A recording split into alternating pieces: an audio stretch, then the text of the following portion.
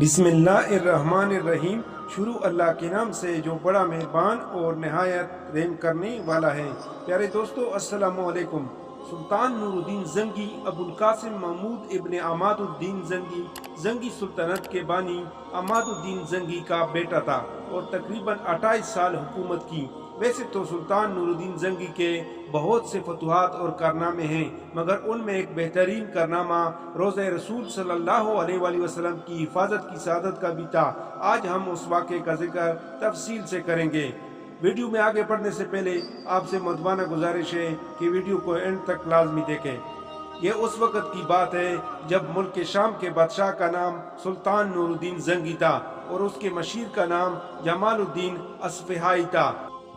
مملکت اسلامیہ کے دارالحکومت دمشق میں ایک پرسکون رات میں ہر طرف سناٹا طاری تھا۔ بادشاہ وقت نماز عشاء سے فارغ ہو کر ذکر اذکار اور حضرت نبی کریم صلی اللہ علیہ وآلہ وسلم پر درود پڑھنے میں مشغول تھا۔ بعد میں بستر پر گیا اور نیند آنے پر سو گیا۔ تہجد کے وقت حسب معمول آنکھ کھل گئی، نماز تہجد ادا کی اور پھر سو گیا۔ چند ہی لمحے گزرے تھے کہ بادشاہ اچانک گھبرا کر اٹھ بیٹھا۔ چہرے پر اضطراب کی کیفیت نمایاں تھی، بڑی بڑی سیاہ آنکھیں آنسوؤں سے تر ہو گئیں۔ استغفار پڑھنے کے بعد کہنے لگا، میرے جیتے جی کوئی ستائے یہ ہو ہی نہیں سکتا۔ خواب کا خوفناک منظر بادشاہ کے قلب و ذہن سے محو نہیں ہو رہا تھا۔ اس نے خواب میں دیکھا کہ حضور نبی کریم صلی اللہ علیہ وآلہ وسلم اس کے سامنے جلوہ افروز ہے اور آپ صلی اللہ علیہ وآلہ وسلم دو افراد کی طرف اشارہ کر کے فرما رہے ہیں، یہ دو آدمی مجھے ستا رہے ہیں، ان کے اس شر کا خاتمہ کر دو۔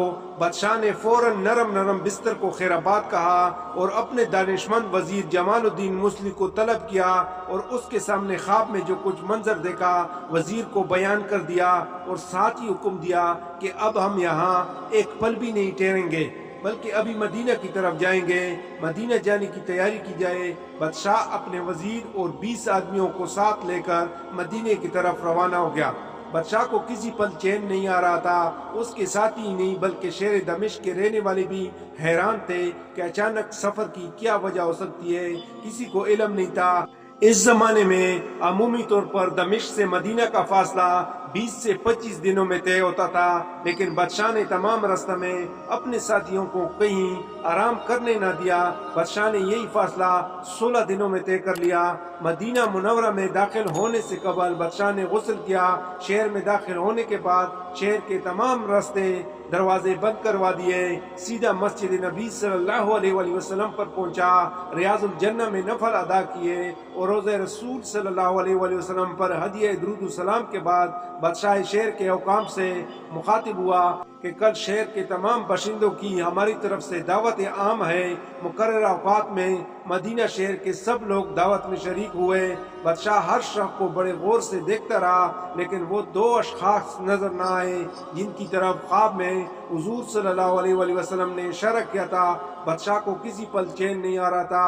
بادشاہ نے حکام شہر سے استفسار کیا کہ کیا سب لوگ دعوت میں آئے؟ حاکم شہر نے واضح کیا کہ صرف دو اشخاص جو مغربی زائرین ہیں اور ایک عرصے سے یہاں رہائش پذیر ہیں، وہ دن کو روزہ رکھتے ہیں اور باقی سارا دن جنت البقیع میں زائرین کو پانی پلاتے رہتے ہیں۔ ان کی لمبی داڑیاں ہیں۔ بس یہی دو اشخاص ہیں جو دعوت میں نہیں آئے۔ بادشاہ کے دل کی دھڑکن تیز ہو گئی۔ حکم دیا کہ ان کو ہمارے سامنے پیش کیا جائے۔ جب ان دو افراد کو بادشاہ کے سامنے لایا گیا تو ان شیطان خصلت انسانوں کو دیکھتے ہی بادشاہ کے دل نے گواہی دی کہ یہ تو وہی دو آدمی ہیں جن کے متعلق نبی اکرم صلی اللہ علیہ وآلہ وسلم نے خواب میں اشارہ فرمایا تھا۔ بادشاہ نے دونوں افراد سے پوچھا، تم کہاں کے رہنے والے ہو؟ انہوں نے جواب دیا کہ ہم مغرب سے ہیں، مکہ میں حج کے لیے حاضر ہوئے تھے، حج کے بعد روزہ رسول صلی اللہ علیہ وآلہ وسلم پر حاضری دی اور اب یہاں سے واپس جانے کو دل نہیں چاہ رہا۔ بادشاہ نے پھر پوچھا، تمہارا قیام کہاں ہے؟ انہوں نے جواب دیا کہ حجرہ نبی صلی اللہ علیہ وآلہ وسلم کے قریب ہی ایک کرائے کے مکان میں رہ رہے ہیں۔ فرمانروائے سلطنت نے ان دونوں اشخاص کو اپنے ماتحتوں کے پاس چھوڑا اور ان کے بتائے ہوئے پتہ پر اس مکان میں چلا گیا۔ دیکھنے میں بظاہر کوئی ایسی چیز نہ تھی جس پر اعتراض کیا جا سکے۔ مختصر سا مسافرانہ سامان، سونے کے لیے ایک چٹائی اور 2-4 کھانے پینے کے برتن پڑے ہوئے تھے۔ بادشاہ شش و پنج میں پڑ گیا چلتے پھرتے ایک جگہ اس نے چٹائی کے نیچے فرش کو لرزتا ہوا محسوس کیا۔ چٹائی ہٹائی تو نیچے ایک چوڑی سل نظر آئی۔ ہدایت پر سل کو سرکایا گیا تو بادشاہ کی آنکھیں کھلی کی کھلی رہ گئیں۔ کیا دیکھتے ہیں کہ سل کے نیچے ایک سرنگ کھودی ہوئی تھی۔ یہ سرنگ حضور نبی کریم صلی اللہ علیہ وآلہ وسلم کے روضہ اطہر کی طرف جا رہی تھی۔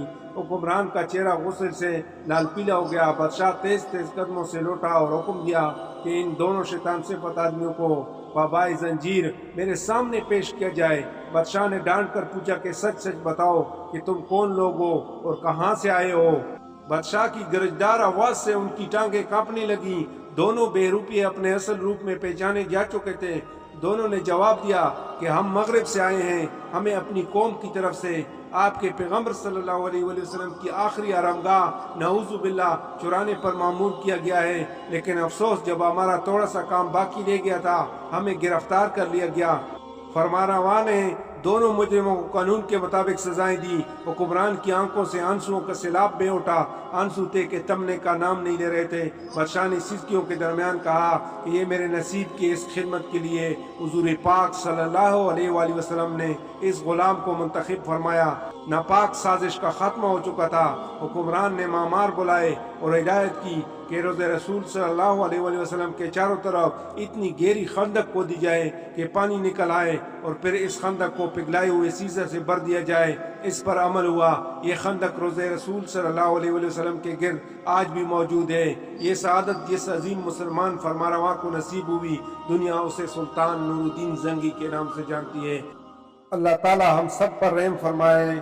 اللہ تعالی ہم سب کا حامی و ناصر ہو۔ جزاک اللہ۔ اللہ حافظ۔